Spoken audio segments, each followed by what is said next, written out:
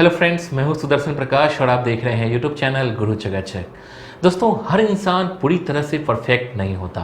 हर किसी में कोई ना कोई कमी जरूर होती है। ठीक उसी तरह से हर स्टूडेंट सारे सब्जेक्ट में तेज नहीं होता है। ब्रिलियंट से ब्रिलियंट स्टूडेंट भी किसी न किसी सब्जेक्ट में कमज़ोर जरूर होता है। तो दोस्तों, आज की इस वीडियो में हम इसी की बात करेंगे कि how to study difficult subject, मतलब कठिन विषयों की पढ़ाई कैसे करें। लेकिन वीडियो की शुरुआत करें उससे पहले अगर आपने अभी तक इस चैनल को सब्सक्राइब नहीं किया है तो प्लीज़ कर लीजिए। साथ ही बेल आइकन को प्रेस कर लीजिए ताकि नए वीडियो की नोटिफिकेशन तुरंत आपको मिल सके।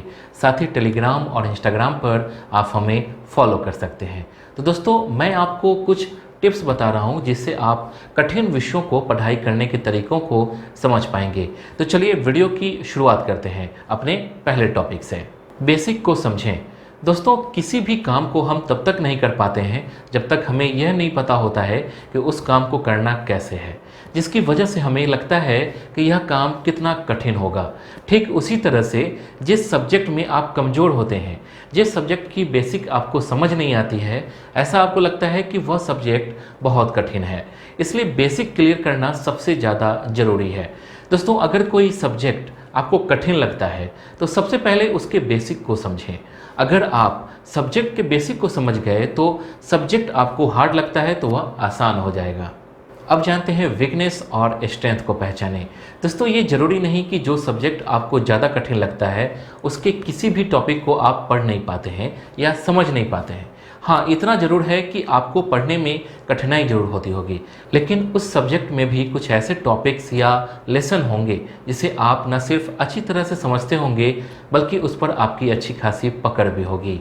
इसलिए अपनी स्ट्रेंथ को पहचानते हुए उस सब्जेक्ट के दूसरे टॉपिक को अपनी स्ट्रेंथ बनाएं और उसी से जोड़ते हुए जो सब्जेक्ट आपको कठिन लग रहा है उसे पढ़ने की कोशिश करें। हो सकता है कि ये ट्रिक आपके काम आ जाए और आने वाले चैप्टर को आप आसानी से पढ़ सकें। जब एक टॉपिक को दूसरे टॉपिक से जोड़कर पढ़ेंगे तो आपको उस सब्जेक्ट को पढ़ने में कंफर्ट महसूस होने लगेगा और देखते ही देखते जो सब्जेक्ट आपको सबसे ज़्यादा कठिन लग रहा है वो आसान हो जाएगा। अब जानते हैं कंसंट्रेट होकर पढ़ें। दोस्तों, बहुत से स्टूडेंट्स की शिकायत रहती है कि मैंने पढ़ाई तो बहुत की थी लेकिन एग्ज़ाम में मुझे मार्क्स अच्छे नहीं आए। दोस्तों, इसका कारण आपको समझना होगा, क्योंकि कई ऐसे स्टूडेंट होते हैं जो घंटों किताबें खोलकर पढ़ाई तो करते रहते हैं लेकिन कंसंट्रेट नहीं कर पाते। यही वजह है कि घंटों पढ़ाई करने के बाद भी उन्हें समझ में नहीं आती है, जिसकी वजह से एग्ज़ाम में उनके नंबर कम आते हैं और तब उन्हें ऐसा लगता है कि मैंने तो पढ़ाई की लेकिन बावजूद इसके नंबर नहीं आए। इसलिए दोस्तों, पढ़ाई करते समय इस बात का ध्यान रखें कि जब आप पढ़ाई कर रहे हैं तो आपका पूरा कंसंट्रेशन पढ़ाई के ऊपर ही हो, आपका ध्यान ना भटके। इसके लिए 2 घंटे की पढ़ाई करें, लेकिन जिस वक्त आप पढ़ाई कर रहे होते हैं उस वक्त आपका ध्यान सिर्फ और सिर्फ पढ़ाई पर होना चाहिए। याद रखिए, जो सब्जेक्ट आपको कठिन लगता है देखते ही देखते काफ़ी आसान लगने लगेगा और आपकी तैयारी भी अच्छी हो जाएगी। अब जानते हैं वीक सब्जेक्ट को ज़्यादा समय दें।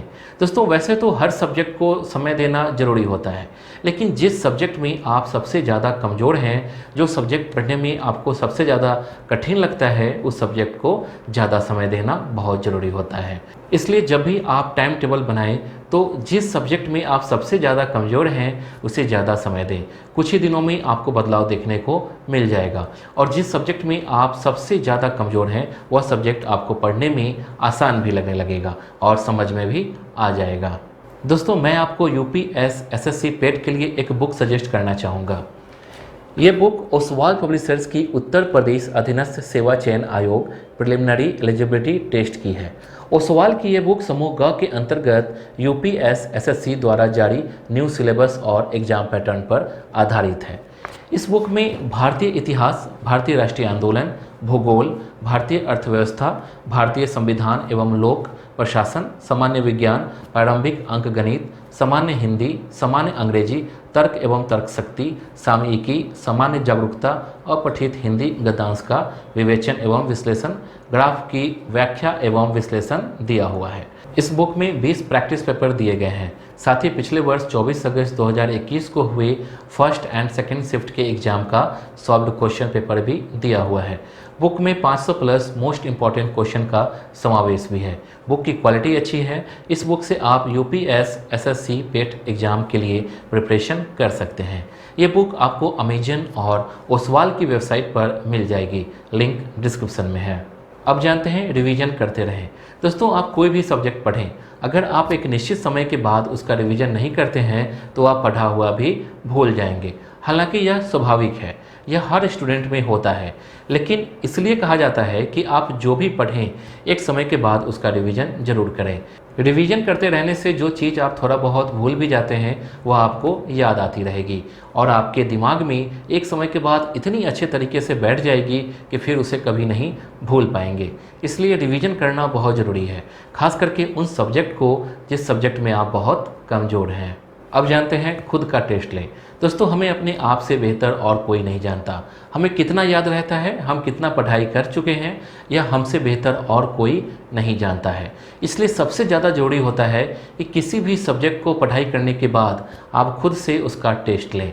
इससे आपको यह पता चल जाएगा कि आपको कितना याद है और आगे आपको कहाँ पर और ज़्यादा मेहनत करनी है। इसलिए जब भी कोई चैप्टर या कोई सब्जेक्ट आपका कंप्लीट हो तो सबसे पहले उसका खुद से एक टेस्ट जोड़ लें। इससे आपको अपनी क्षमता के बारे में पता चल जाएगा और जो भी उसमें परेशानी आपको आ रही है आप पढ़ाई करके उसे दूर कर सकते हैं। तो दोस्तों, इस वीडियो के लिए बस इतना ही। उम्मीद करता हूँ कि आपको ये वीडियो पसंद आई होगी। आपको नेक्स्ट वीडियो किस टॉपिक पर चाहिए आप हमें कमेंट कर बता सकते हैं। वीडियो को लाइक और चैनल को सब्सक्राइब जरूर कीजिए। Thank you.